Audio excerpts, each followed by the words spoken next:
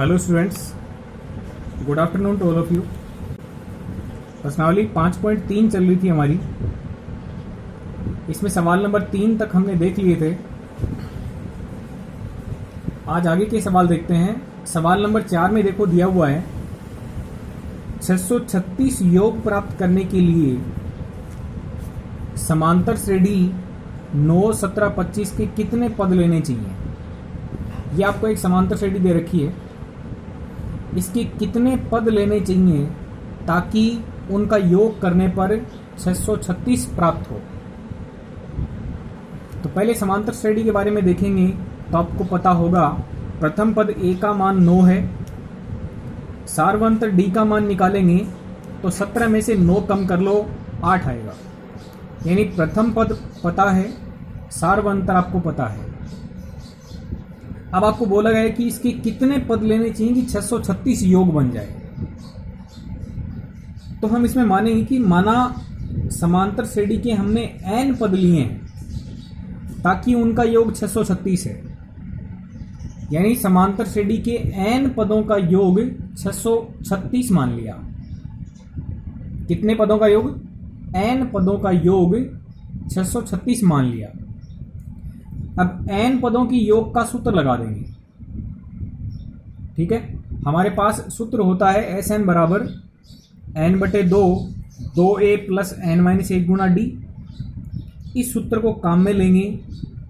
a का मान रख सकते हैं, d का मान रख सकते हैं, n पदों का योग 636 दिया हुआ है, ये मान भी रख सकते हैं। तो बाएं पक्ष में 636 बराबर में सूत्र के अनुसार n/2 2 गुणा a का मान 9 रख दिया प्लस n-1 गुणा d का मान 8 रख दिया। अब इसको सरल कर लेंगे।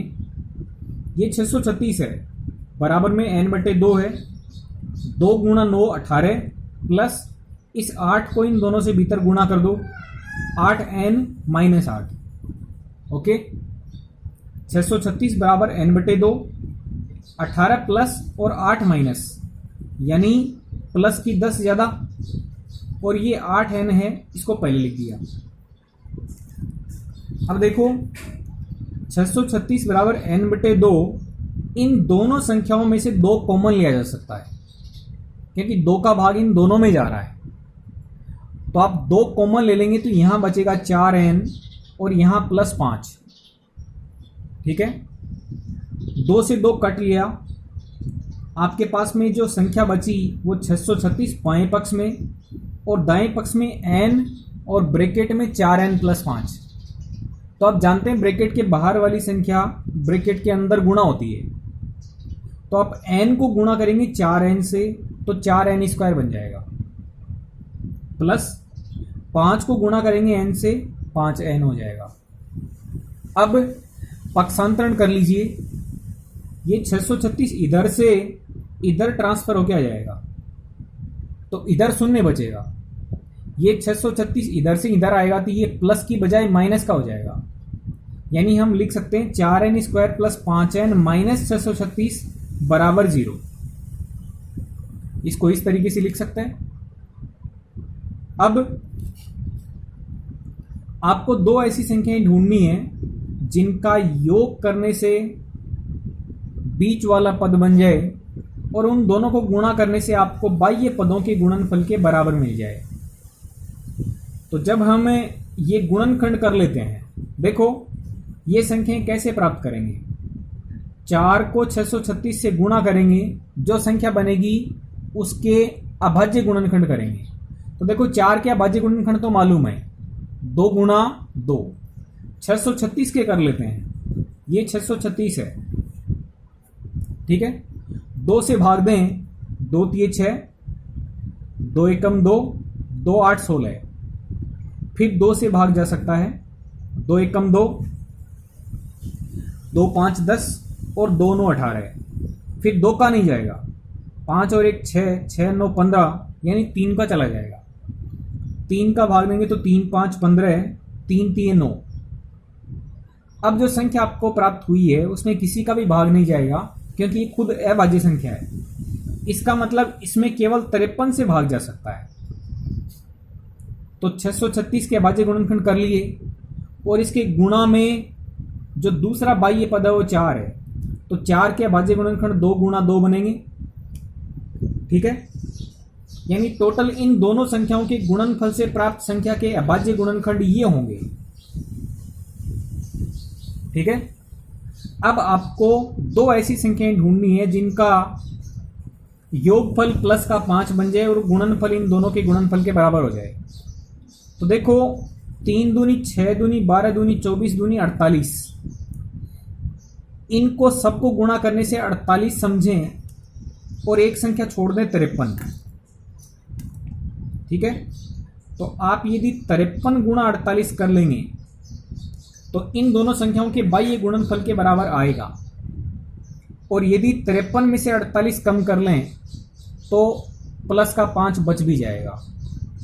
तो एक संख्या आपको 53 लेनी है, एक संख्या 48 लेनी है, जिसमें से 53 प्लस की लेनी है और 48 माइनस की लेनी है, ताकि प्लस का 5 बच जाए। ये प्लस का 5 चाहिए, और उन दोनों यानी 53 और माइनस 48 को गुणा करने से उतना ही आएगा जितना 4 गुणा माइनस का 636 करने से आएगा। ओके फ्रेंड्स, तो ये दो संख्याएं हमने प्राप्त कर ली हैं। पहले पद को सेम लिख दें, अंतिम पद को भी सेम लिख दें। प्लस का 53 लिया है साथ में n, माइनस का 48 लिया साथ में n। अब इन दोनों पदों में से कॉमन लेंगे तो n कॉमन हो जाएगा।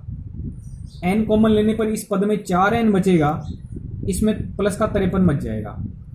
इन दोनों में से कॉमन निकालेंगे तो देखो 12 कॉमन ले लिया, ताकि शुरू वाले पद में 4n और बाद वाले पद में 53 बच जाए, और ऐसा करने से ये ब्रैकेट वाली संख्या है वो समान हो जाएगी। तो अब ये दो पद बनेंगे, इन दोनों पदों में 4n प्लस 53 और n माइनस 12 ये दो गुणनखंड प्राप्त हो जाएंगे। तो आप जानते हैं कि दो पदों का गुणनफल यदि शून्य है तो या तो पहला पद शून्य के बराबर है या दूसरा पद शून्य के बराबर है। तो आप लिखेंगे या तो 4n प्लस 53 बराबर शून्य या फिर n माइनस 12 बराबर शून्य। यहां से तुम n का मान निकालोगे तो इसको पक्षांतरण करके बट्टा 4 करोगे, यानी n का मान माइनस 53 बट्टे 4 होगा, और यहां से n का मान निकालोगे तो ये 12 आएगा। आप जानते हैं n पदों की संख्या होती है, तो आप माइनस 53 बट्टे 4 एक प्राकृत संख्या नहीं प्राप्त कर पा रहे हैं। देखो ये पूरा पूरा इसमें भाग नहीं जाएगा तो प्राकृत संख्या प्राप्त नहीं होगी, जबकि जो दूसरा गुणनखंड है उसमें n का मान 12 एक प्राकृत संख्या आ रहा है। तो इसका मतलब n का मान केवल प्राकृत संख्या ही होता है, तो n का मान 12 संभव है। तो इस सवाल में बोला था कि बताओ कितने पद लेने चाहिए कि योग 636 हो जाए, तो उत्तर निकल के आ रहा है कि समांतर श्रेणी के 12 पद लेने चाहिए ताकि उनका योग 636 हो। ओके फ्रेंड्स, सवाल नंबर 5 देखिए। इसमें आपको बोला है किसी एपी का प्रथम पद 5 है, अंतिम पद 45 है और योग 400 है। तो बताओ पदों की संख्या कितनी है और सार्वअंतर कितना है।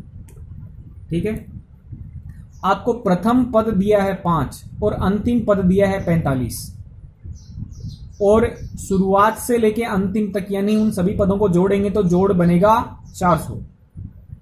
बताओ कितने पद लिए गए हैं, ये आपसे पूछा है, और सार्वअंतर भी ज्ञात करना है। देखो योग आपको मालूम है, अब कितने पदों का योग किया गया है नहीं मालूम, क्योंकि इसने बताया ही नहीं है। ये तो पूछा कि कितने पद हैं, ये बता दिए कि पहला पद 45 है और अंतिम पद पहला पद 5 है और अंतिम पद 45 है। तो हम मानेंगे कि प्रथम पद से लेके अंतिम पद तक पहला पद 5 है, अंतिम पद 45 है। तो पहले पद से लेके अंतिम पद तक संख्याओं का जोड़ 400 बैठेगा। तो पूछा कि बताओ सार्वअंतर कितना है और ये कितने पद हैं। ठीक है, अब आप जानते हैं आपको योगफल दिया हुआ है,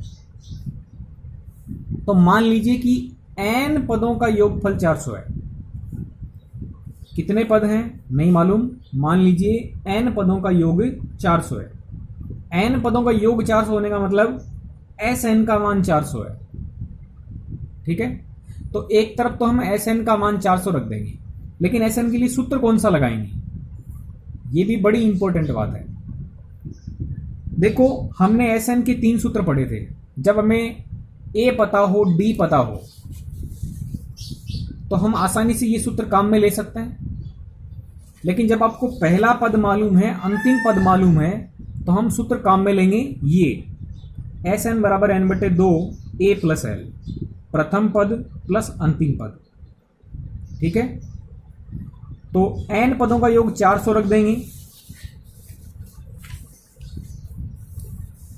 बराबर में हम n/2 ले लेंगे। प्रथम पद 5 दिया हुआ है, अंतिम पद 45 दिया हुआ है, मान रख देंगे। देखो ये 2 भाग में है, इस 2 को हम गुणा में भेज सकते हैं, तो 400 का गुणा 2 800 हो जाएगा, बराबर में n लिखा जाएगा, और ब्रैकेट में प्रथम पद प्लस अंतिम पद 50 हो जाएगा। यदि आप n का मान ज्ञात करना चाहेंगे तो 50 गुणा से भाग में भेज देंगे। ठीक है, 0 से 0 कैंसिल आउट होगा, 80 में से 5 से भाग देंगे तो 16 आ जाएगा। यानी आपको अल्टीमेटली n का मान मिल गया। n क्या था, पदों की संख्या थी। पहला पद 5, अंतिम पद 45, सबका जोड़ बना 400। आपसे पूछा था पदों की संख्या बताओ, यानी n का मान बताओ, तो n का मान निकल के आ गया 16। हम कह सकते हैं कि 16 पद बनेंगे यहां से लेके यहां तक, इन 16 पदों का योग 400 है। ठीक है, यानी ये पहला पद है तो ये 16वां पद है, ये पहला पद है तो ये 16वां पद है। इन 16 पदों का योग 400 है।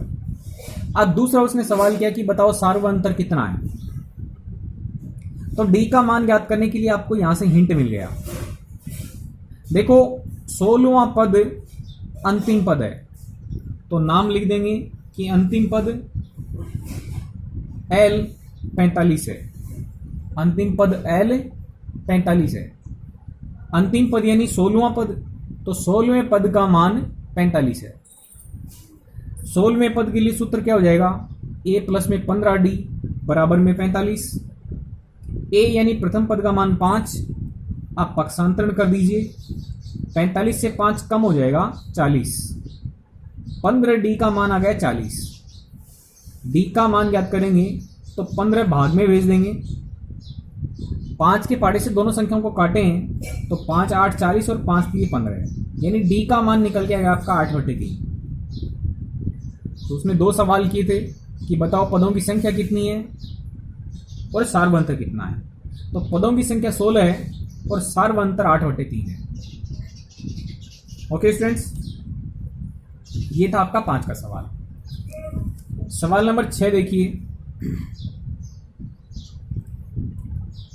किसी समांतर श्रेणी के प्रथम और अंतिम पद क्रमशः 17 और 350 हैं। देखिए वही बात दे दी, प्रथम पद का मान 17 दे दिया, अंतिम पद का मान 350 दे दिया, सार्वअंतर का मान 9 दे दिया है। अब पूछ लिया बताओ कितने पद हैं और उनका योग क्या है। तो प्रथम पद A के लिए 17 लिख देंगे, सार्वअंतर D का मान 9 लिख देंगे, दिया है सब, अंतिम पद 350 दिया हुआ है। देखो पहला पद 17, सार्वअंतर 9 और अंतिम पद 350। ठीक है, ये पहला पद है, ये अंतिम पद है। आपको नहीं मालूम ये कौन से नंबर पे आ रहा है। ठीक है, तो इसका नंबर प्राप्त करने के लिए कौन से नंबर पे आ रहा है, इसको आप nवां पद मान लीजिए। तो हम लिख देंगे कि माना ये जो अंतिम पद है वो nवां पद है।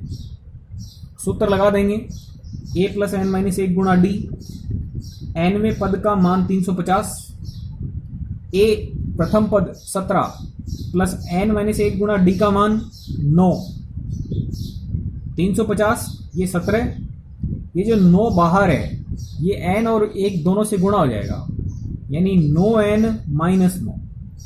ठीक है, 17 में से 9 कम कर लें 8, और 8 भेज दें इधर, तो 350 में से 8 कम हो जाएगा, 342 बराबर में 9n बचेगा। n का मान ज्ञात करेंगे तो 9 गुणा से भाग में भेज देंगे, 38 आ जाएगा। तो n का मान 38 मिला, इसका क्या मतलब है कि समांतर श्रेणी में 38 पद हैं, और ये जो आपका 350 है ये 38वां पद है। ठीक है, अब आपसे पूछा कि इनका योग क्या है, यानी इतने पदों का योग क्या है। कितने पद हैं, ये 38 पद हैं, तो इन 38 पदों का योग ज्ञात करना है, यानी आपको S38 ज्ञात करना है। पूछा उसने इनका योग क्या है, तो 38 पदों का योग ज्ञात करना है, सम ऑफ फर्स्ट 38 टर्म्स। तो सूत्र क्या लगेगा, जब पहला पद आपको मालूम है, अंतिम पद आपको मालूम है, तो आप सूत्र ये लगाएंगे। आपको पदों की संख्या भी मालूम है कि 38 पद है, तो S38 बराबर 38/2 पहला पद प्लस अंतिम पद। 38 में 2 का भाग लग जाएगा पूरा पूरा 19, इन दोनों को जोड़ेंगे तो 367। ये दोनों संख्याएं गुणा होकर आपस में बना देंगी 6973, यानी इन 17 से लेकर 350 तक के समांतर श्रेणी वाले पदों का योग बनेगा 6973, और इसमें कितने पद थे, 38। ओके स्टूडेंट्स, आपको इस तरीके से सवाल डील करने हैं। जो मैंने आपको 3 का सवाल दिया था उसमें भी आपको इन्हीं हिंट का इस्तेमाल करना है। कभी n का मान पूछ लिया है, कभी an का मान पूछ लिया है, जो भी जरूरी जानकारी है वो आपको इसने पहले दे दी है। ओके स्टूडेंट्स, तो इन क्वेश्चंस को ट्राई जरूर कीजिएगा। Thank you very much.